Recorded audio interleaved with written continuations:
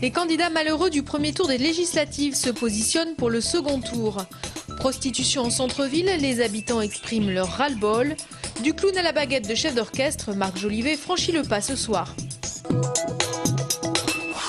Nous avons rencontré le troisième homme de la 9e circonscription, Thierry Cottel. Dans son bureau de la mairie, 3 portraits, Ravanel le résistant, De Gaulle et Jaurès, 3 hommes qui ont su dire non. Pendant la campagne, ce candidat MRC n'a pas voulu qu'on lui dicte la conduite à tenir. Il a su fédérer des socialistes qui ne voulaient pas du Parisien parachuté Borgel.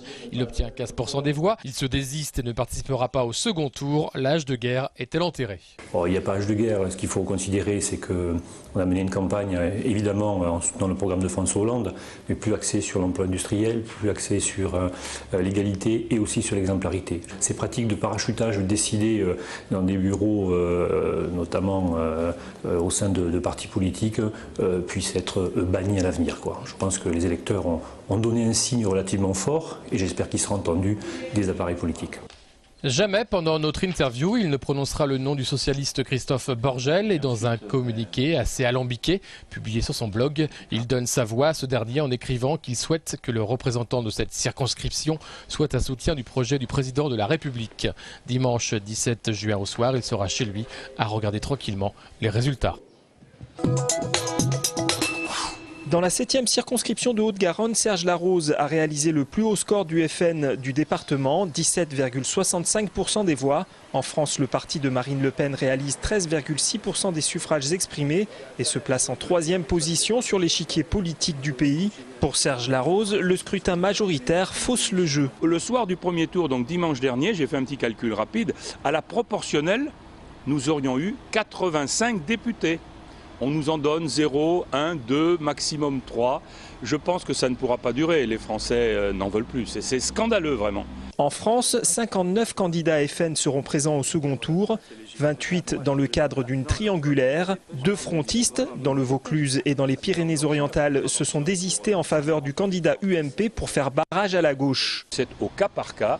Il n'est absolument pas question d'alliance avec la direction de l'UMP parce qu'eux-mêmes disent, en cas de duel Front National PS, votez socialiste. Alors s'ils disent voter socialiste, voilà, c'est un peu difficile de dire nous on va voter UMP.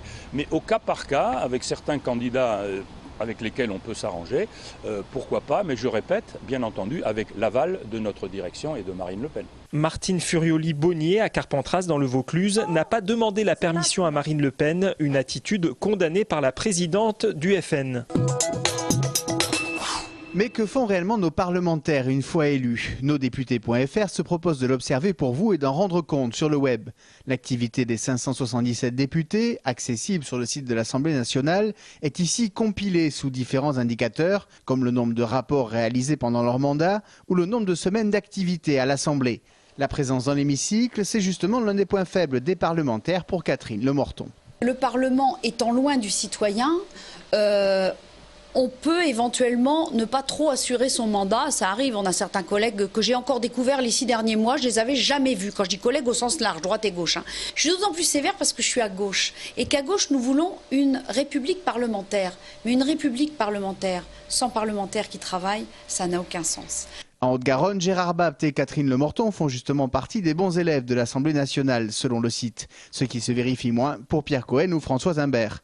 Pour Martine Martinel, le site apporte une transparence bienvenue, mais encore faut-il bien comprendre ce que cachent les indicateurs. Un rapport, c'est 6 mois de travail, ou 4 mois d'audition et de travail, et puis un amendement, ou une question orale, sans débat, ou une question écrite. Donc peut-être qu'il manque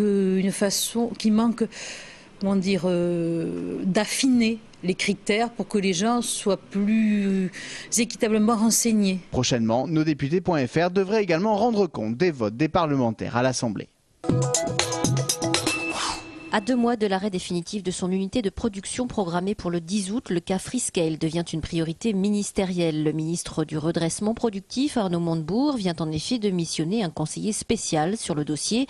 John Palassin doit se rapprocher des dirigeants américains de Freescale et envisager toutes les solutions possibles pour un maintien de l'activité. À Toulouse, les représentants CGT de Freescale et le maire, Pierre Cohen, font le forcing pour que soit réétudiée une offre de reprise de la société Elfet qui prévoit l'embauche de 375 ex-salariés Freescale. Cette offre de reprise de 20 millions d'euros avait été retoquée par la direction et cela malgré un engagement de 50 millions de l'État. Pour la CGT, l'offre d'Elfet est toujours d'actualité.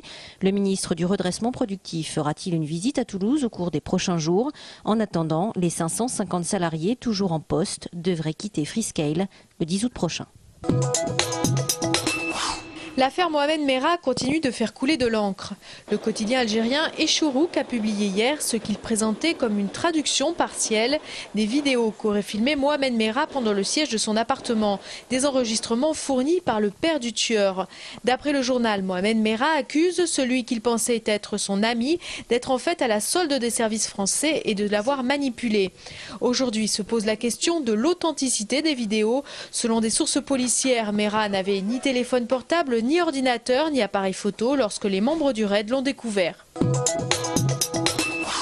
Depuis 3 ans, ce quartier résidentiel réputé calme change de visage à partir de 20h pour devenir, selon le comité de quartier, un véritable bordel. La prostitution s'y est installée, les habitants sont à cran. Elles font du bruit, elles se chamaillent entre elles se disputent. Bon, il y a les clients qui passent avec les voitures, ils accélèrent, ils sonnent, ils klaxonnent. On en a tous ras le bol, on ne peut pas dormir, c'est infect, on ne peut pas sortir. Les gens ont peur de sortir la nuit. On trouve des préservatifs, des seringues usagées avec l'aiguille encore. Bon, les lingettes, bon, non. Les actes sexuels sur le trottoir, sur les voitures, sous les fenêtres des enfants, non, stop. Plusieurs pétitions ont été signées et adressées aux élus, mais rien n'a changé. Le collectif des habitants du quartier Boulevard de Suisse, Pont-Jumeau et Allée de Brienne se mobilise ce soir à 19h30 devant FO, Boulevard de Suisse, pour protester contre le racolage et l'utilisation de la voie publique et retrouver un peu de quiétude. Les étudiants de l'école de communication européenne de Toulouse se sont livrés toute la journée à des exercices militaires. Ils ont été accueillis par le 1er régiment du train de parachutistes de Francazal et l'ambiance a été posée dès le déjeuner. Je mange du parmentier de canard et c'est vraiment génial.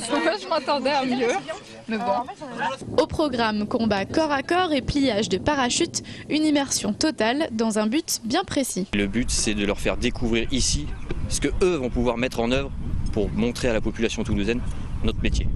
Les faire venir ici, c'est leur faire découvrir l'armée et eux également nous disent ce qui est intéressant selon eux qui sont civils. Une expérience bénéfique pour les soldats comme pour les civils qui fait du bien au moral tout en préparant une future collaboration. Alors c'est génial, ça procure une sensation, on se défoule un petit peu, ça fait vraiment du bien. Et puis ça nous met même en situation pour ce qui va se passer quand on sera là pour les journées portes ouvertes fin septembre. Tout vert aura lieu fin septembre. En attendant, l'entraînement continue. Petit Marc Jolivet voulait devenir chef d'orchestre, mais la vie n'est pas toujours réglée comme du papier à musique et le garçon est devenu clown.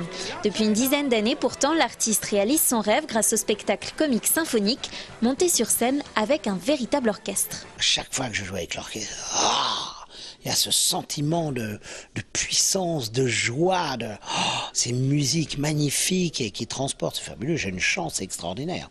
Seul, c'est un plaisir, c'est un vrai plaisir. Là, c'est 2 fois plus difficile avec l'orchestre, parce qu'il faut séduire le public et l'orchestre. C'est 2 fois plus d'intensité, 2 fois plus de dynamisme, c'est obligé. Sur scène, une vraie complicité s'installe entre le clown et les musiciens de l'orchestre Confluence. Souvent, c'était très dur au début parce qu'on se marrait. Il peut improviser et partir où il veut, mais à des moments précis, je recadre, j'ai une note à jouer, j'ai un orchestre à faire rentrer. Et à ce moment-là, il faut qu'on soit parfait. Marc Jolivet et sa comique symphonique seront ce soir à la Halle au Grain, fou rire garanti à partir de 20h30.